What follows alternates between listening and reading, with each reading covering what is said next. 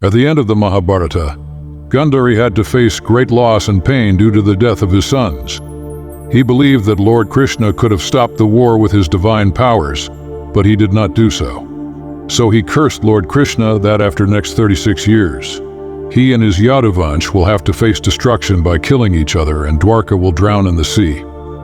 Time passed, and after 36 years, his curse started taking effect because a dispute arose between the Yadas.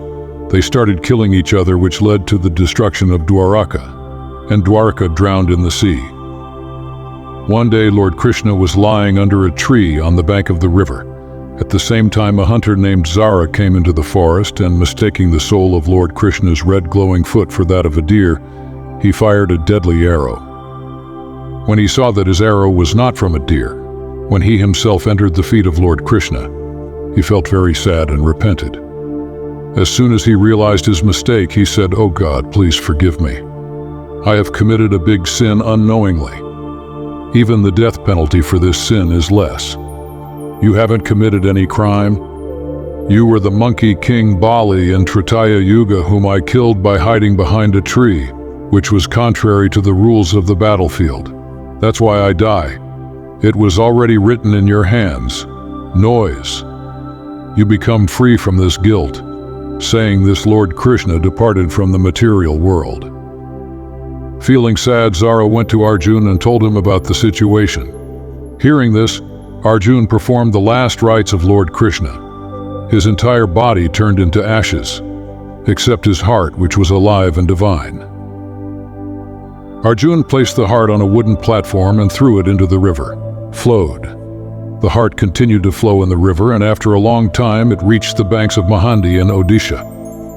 There was a tribal community called Sabar. Biswabasu was the head of the tribal community. He found the heart of Lord Krishna, from which divine radiance was emanating, understood its divinity, and continued worshipping it in the form of the idol of Nila Madhava in a secret Gupta.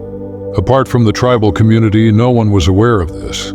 Avanti at that time there was a king named Indradumna. He was a great devotee of Lord Vishnu, always eager to catch a glimpse of the divine deity. One day a wandering Rashid came to his palace and said to the king, "Lord Vishnu is worshipped in Odisha. It is performed in the grand form of Nil Madhav. You must find the exact location of this holy place within Odisha." King Indradum was very pleased and immediately appointed the Brahmin priest. Vidyapati was ordered to go to Odisha and search for Nil Madhav. The kings. Following the country, Vidyapati set out on a journey to Odisha, a long and difficult. On reaching Odisha after the journey, Vidyapati came to know from secret sources that the leader of the Sabras, Kanois, was inside a hidden cave. Vidyapati worships Nil Madhav. Sabar king Biswabasu, who reached the forest on the banks of Mahandi in Sabardweep, welcomed Vidyapati. Vidyapati said to Biswabasu, "Sir, please show me the place of divine worship. I come here with a lot of confidence, forgive me. I can't take you to that place. What do I do now? If I return like this, what answer will I give to the king? I have to find another way." Vidyapati started living in the same village. Within a few days, he fell in love with Biswabasu's daughter Lalita and married her. A few days after the marriage, Vidyapati said to his wife, "Lalit, can you request your father to show us a glimpse of Nil Madhav? Your father will not deny your request." "Okay, I will definitely try. Let me talk to my father." Lalit talks to her father. "Okay, but I have one condition. Vidyapati will go with his eyes blindfolded." Vidyapati accepted the condition, but cleverly, they take mustard seeds with them on the way to remember the way to the hidden cave. After reaching the cave, they dropped the mustard seeds.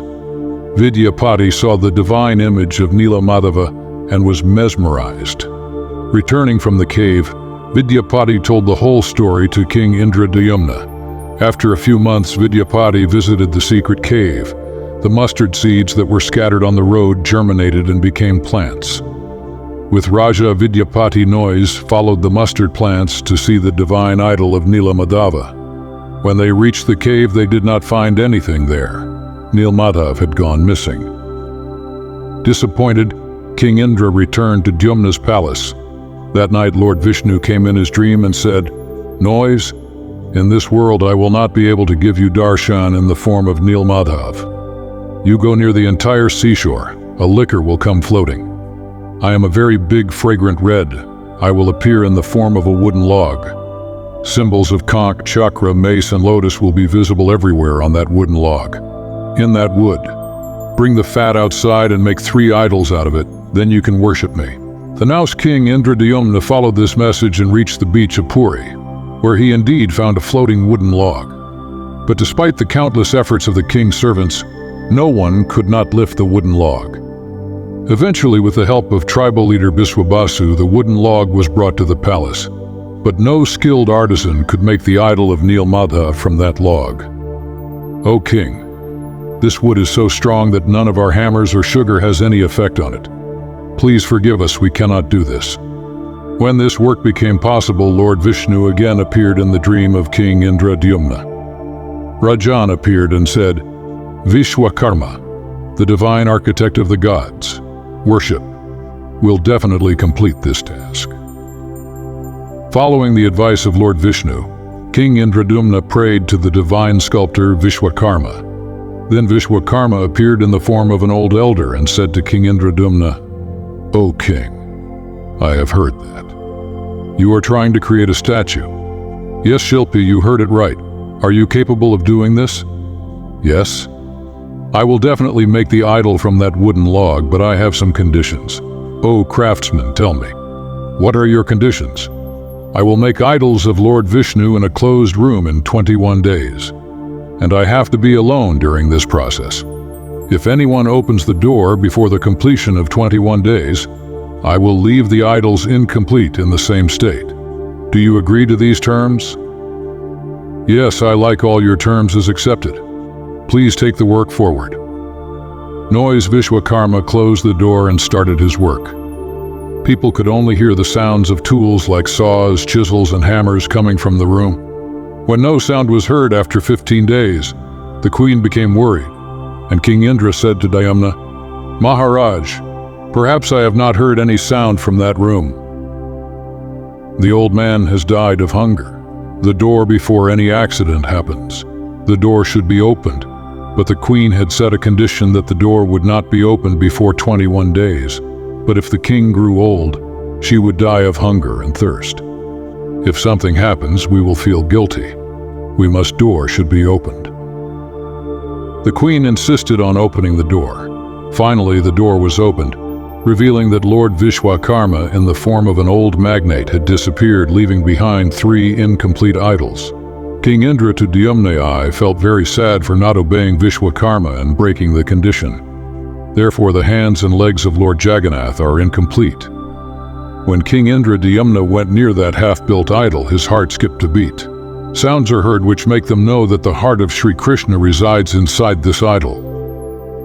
King Indradyumna installed the idols that are known today as Lord Jagannath, Lord Balaram, and in the name of goddess Subhadra. Jagannath is worshipped in Dhampuri, and Lord Jagannath is considered to be the only living deity in the world, who listens, understands, and fulfills the wishes of his devotees. Kanois,